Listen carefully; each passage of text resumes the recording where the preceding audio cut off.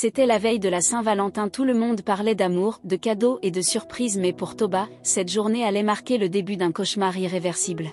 Le matin, Mama Toba s'était réveillée avec un poids sur la poitrine, son cœur battait étrangement lourd, telle une alerte invisible. Elle s'agenouilla sur sa natte pour prier, sa voix tremblait légèrement, comme si une force inconnue pesait sur elle. Toba, viens prier. Toba, jeune étudiante en dernière année de Polytechnique, s'agenouilla à ses côtés, les mains jointes, les yeux baissés. Elle écoutait la voix de sa mère, forte et autoritaire après la prière. Toba, écoute-moi bien aujourd'hui, tu ne sors pas. Peu importe ce qu'on te dit, peu importe qui vient te chercher, tu ne mets pas un pied dehors. Toba fronça les sourcils. Mais maman, je ne discute pas, je t'ai dit tu ne sors pas. Sa voix claqua dans l'air comme un coup de tonnerre. Toba hocha lentement la tête, un peu confuse mais obéissante. Je ne le ferai pas, maman. Mais au fond d'elle, une partie de son esprit était ailleurs, loin de cette interdiction, loin de cet avertissement. L'école vibrait d'excitation, c'était la Saint-Valentin, les couples s'échangeaient des cadeaux, des fleurs, des chocolats, l'amour flottait dans l'air. Toba retrouva ses meilleurs amis, Ama et Adoa, qui l'attendaient devant l'amphi. Toba, regarde-moi cette tenue, s'exclama Ama. On dirait qu'elle va à un mariage, renchérit Adoa en riant. Elle se mira. Bavardée, insouciante, heureuse de cette journée spéciale, mais quelque chose d'inquiétant se préparait. Les cours sont annulés jusqu'à la semaine prochaine, annonça une étudiante en courant. Ama et Adoa échangèrent un regard malicieux. Ça veut dire qu'on peut profiter de la journée, s'exclama Ama. Il y a une fête ce soir chez Dani et ses amis, on y va, proposa Adoa. Toba se figea, un frisson lui parcourut l'échine, le visage de sa mère, son avertissement, ces mots résonnèrent dans sa tête. Je ne peux pas, répondit-elle fermement. Mais pourquoi? S'étonna Ama. J'ai du travail, je dois étudier. Allez Toba, ce n'est qu'une petite fête, on va juste s'amuser un peu, insista Adoa. Je ne pense pas que ce soit une bonne idée. Ama croisa les bras. Tu es devenue une grand-mère ou quoi? Toba hésita, les rires de ses amis, leur enthousiasme, leur insouciance l'entraînaient peu à peu dans leur jeu.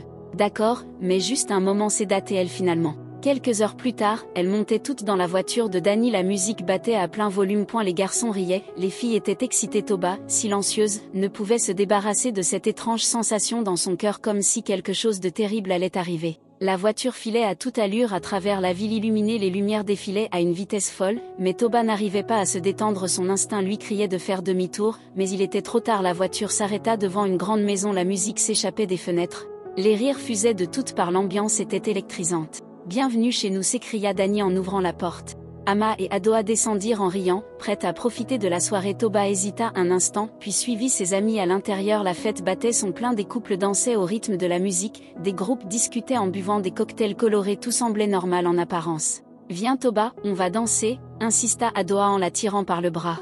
Elle se laissa entraîner malgré elle, essayant d'ignorer cette sensation étrange dans son estomac, mais plus la nuit avançait, plus l'atmosphère devenait pesante, des regards appuyés, des messes basses, une tension palpable, quelque chose ne tournait pas rond. Puis Dani frappa dans ses mains pour attirer l'attention.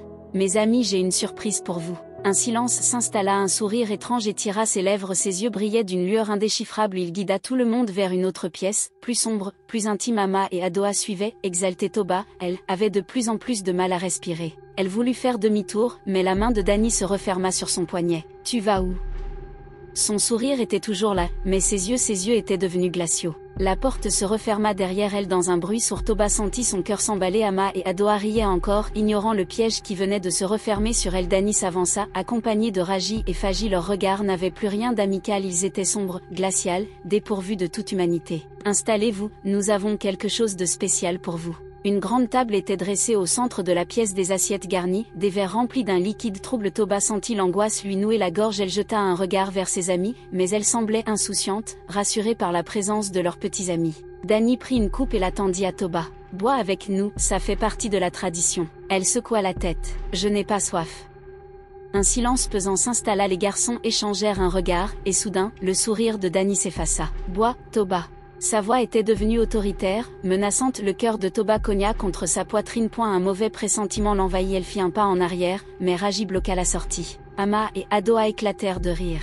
Arrête Toba, tu es trop parano. C'est juste un jeu. Toba voulut protester, mais Dani s'approcha davantage. Ne me force pas à te faire boire. Un frisson parcourut son échine. Le piège s'était refermé. Toba déglutit, son regard cherchant, désespérément uni sur les murs, semblait se refermer autour d'elle, comme si l'air devenait plus lourd. Ses mains tremblaient. Ama leva son verre et but d'une traite, riant. Encore, tu vois, rien de grave. Mais quelques secondes plus tard, son expression changea, ses pupilles se dilatèrent, son sourire se figea, son corps se raidit et elle s'effondra sur la table. Toba étouffa un cri. Ama. Adoa lâcha son verre, les yeux écarquillés. Qu'est-ce que vous l'avez fait? Danny et ses complices souriaient plus. Le masque était tombé, LLS n'était plus ces garçons charmants et drôles qu'elle connaissait, ils étaient autre chose. Quelque chose de froid et d'impitoyable. Faji attrapa Adoa par le bras, elle se débattit, mais il était plus fort lorsqu'elle tenta de crier, il lui plaqua une main sur la bouche.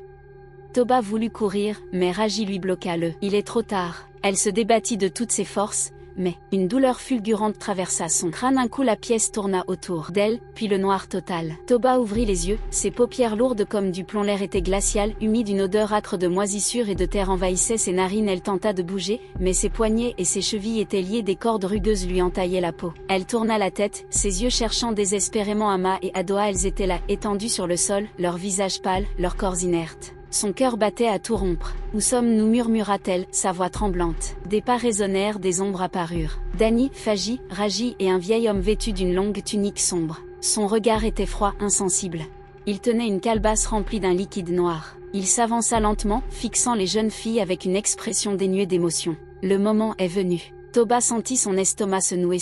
Le vieil homme leva la calebasse et murmura des incantations dans une langue. Le vieillard tendit la calebasse à Adoa. « Bois !» Adoa secoua violemment la tête. D'un geste rapide, Danny et Faji lui attrapèrent. Vieillard lui força la calebasse aux lèvres. Adoa lutta, se débattit, mais le liquide glissa dans sa gorge, puis son corps se figea, immobile. Toba étouffa un cri, son souffle coupé. Le vieil homme brandit un couteau effilé. D'un geste vif, précis, la lame s'abattit. Le sang jaillit, se déversant dans la calebasse vide. Ama hurla. Ama tremblait de tout son corps, ses yeux étaient remplis de larmes. Sa respiration saccadée, elle essayait de reculer. Le vieil homme s'approcha lentement d'elle. Il tendit à nouveau la calebasse, ses lèvres murmurant des mots menaçants. « Bois !» Ama secoua la tête frénétiquement. « Non, je vous en prie. » Faji et Danny la saisirent brutalement. Elle se débattit, tenta de crier, mais une main ferme couvrit sa bouche. Le liquide sombre coula dans sa gorge. Son corps convulsa, ses yeux roulèrent dans leurs orbites. Un instant plus tard, elle s'effondra. Le vieillard tourna son regard vers elle. « Tu es la dernière. » Toba tenta de reculer, son corps paralysé. Le vieillard ne montra aucune émotion. Il approcha lentement la calebasse de ses lèvres. « Bois !» Elle serra les dents, ne rend pas les choses plus difficiles. Le vieillard plissa les yeux. Elle résiste.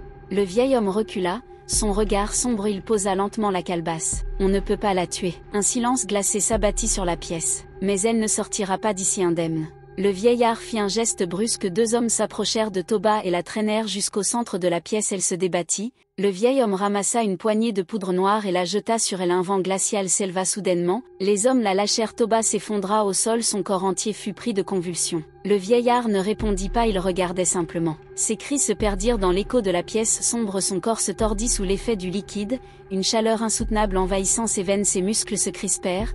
Le vieillard sourit. Elle est prête. Que le rituel commence. Les hommes déposèrent Toba sur l'autel, son corps se raidit. Le vieillard s'approcha, tenant une coupe remplie d'un liquide noirâtre. « Tu as été choisi, le sacrifice est scellé. » Une douleur insoutenable déchira son esprit, comme si une force invisible arrachait son âme. Son cri resta bloqué dans sa poitrine, son regard figé sur les torchers qui vacillaient autour d'elle. Puis, soudainement, le silence. Son corps retomba sur l'autel, inerte.